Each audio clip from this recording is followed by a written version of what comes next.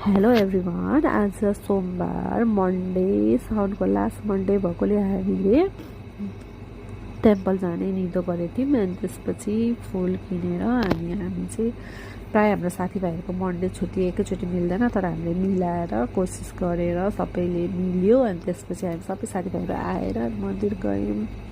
यहाँ चाहिँ हाम्रो एउटा घर छेउमा ठुलो मन्दिर छ, हिन्दू टेम्पल छ, त्यहाँनिर पुग्यौँ, धागोहरू बाँध्यौँ।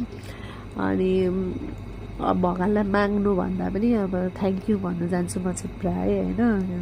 भगवान्ले सबै कृपा बक्सिनु भएको छ, त्यसको लागि धेरै धेरै धन्यवाद भनेर मन्दिरमा पूजा गरेर अनि प्यारीले चाहिँ यहाँ पुरा प्रसादहरू बाँड्दै थियो। सन्जु चाहिँ हाम्रो साह्रो प्यारो मान्छे हो। अनि त्यसपछि एकचोटि फेरि मन्दिर घुमेर अनि प्रसाद लिएर सबै बिदा भएर आफ्नो घरतिर लाग्यौँ। अनि घर आएर चाहिँ फुपूले गरम गरम रोटी सुक्खा रोटी बनाउनु भयो, त्यही खायौँ। अनि आजको मन्डे यसरी सक्यो। Thank you for watching.